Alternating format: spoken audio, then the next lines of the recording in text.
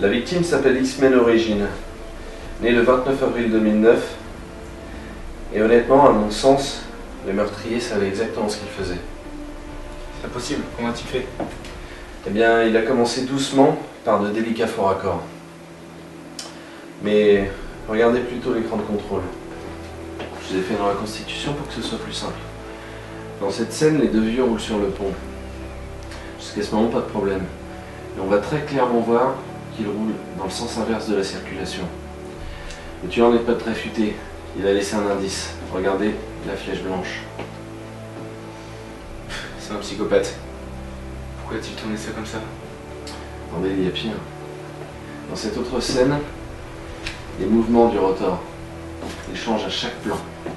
Il tourne dans un sens puis dans l'autre. Vous pensez qu'il a laissé ces indices volontairement? À mon avis, si l'assassin a diffusé le film à grande échelle, c'est qu'il voulait qu'on voie les erreurs. Je pense pas qu'il voulait les cacher.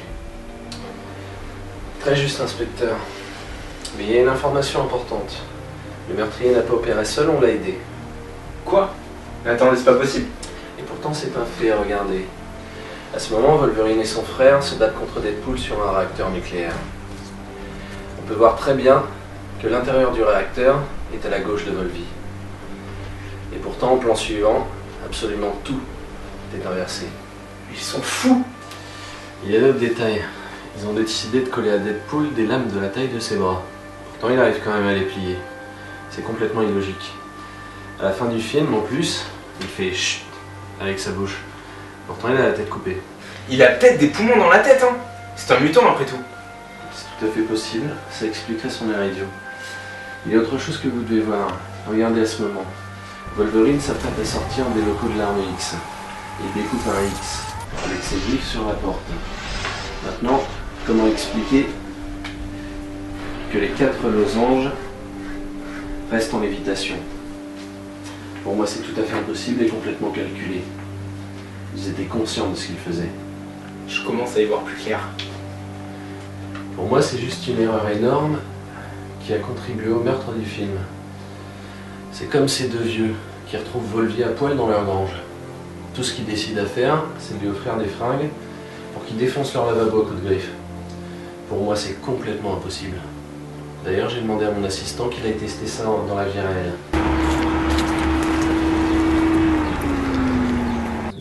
Bonjour. Je viens de sortir de l'arme X. Est-ce que vous aurez des vêtements à me prêter? Un peu de nourriture? Et il faudrait que je casse votre lavabo. Ah ouais, j'ai pas de lavabo. Vous avez pas de lavabo? Non. Mince. Vous savez où c'est que je pourrais en trouver un pas loin? Par contre, j'ai des chiens là. Ah ouais? Ouais, faites gaffe, hein. Bon, ça va, ils ont pas l'air trop méchants. Merci! Il s'est avéré que j'avais raison. À la vue de ces informations, pensez savoir qui est le meurtrier? Oui, je commence à avoir ma petite idée là-dessus. Ah oui, et quelle est-elle si ce n'est pas indiscret? Le tueur ne peut être que Kevin Hood, le réalisateur. Il était en première ligne et connaissait parfaitement la victime, pour l'avoir étudiée et côtoyée pendant de longs mois. Mais il n'a pas agi seul. C'était des effets spéciaux, qui ont volontairement saboté leur travail, sans parler des scénaristes, qui ont fait des choix illogiques, en toute connaissance de cause sûrement. C'est une machination. Je vais directement passer à l'interpellation. Très bien.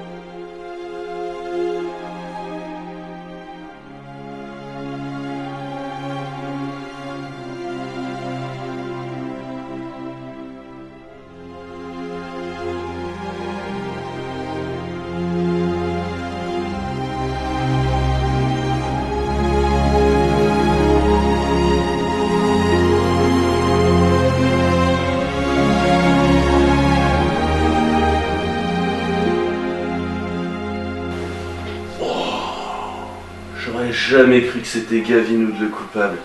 Ah, la même. C'est complètement dingue.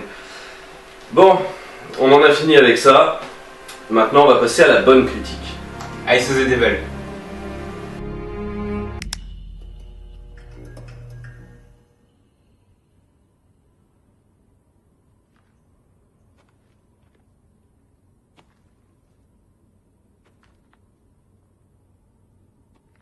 뭐야? 혼자야?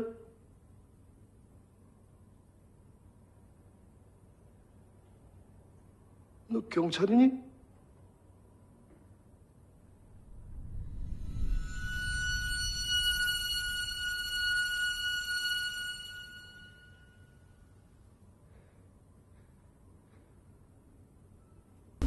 Réalisé par Kim Ji-woon, l'homme à qui l'on doit Deux sœurs, A Better Sweet Life et Le bon, la brute et le cinglé, I Saw the Devil a longtemps été retenu entre les griffes du politiquement correct, de l'équivalent coréen du CSA français, le KMDB.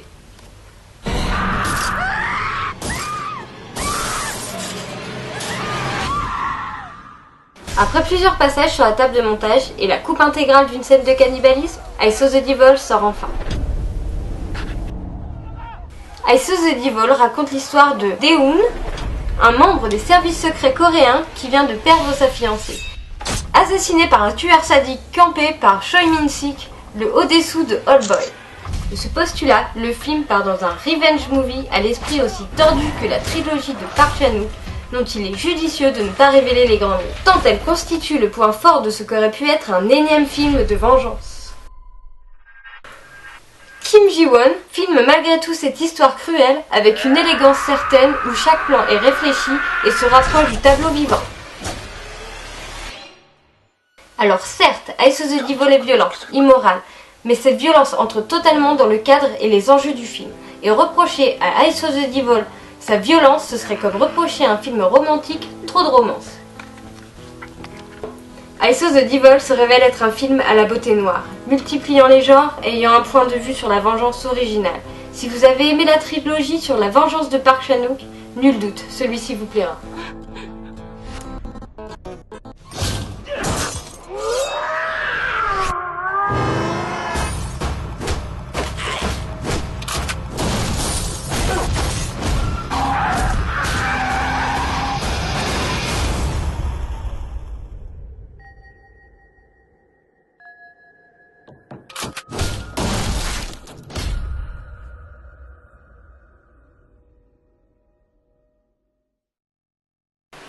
Bon, mon autopsie c'est terminé. La semaine prochaine, nous aurons Daredevil. Et maintenant, place au documentaire. Salut!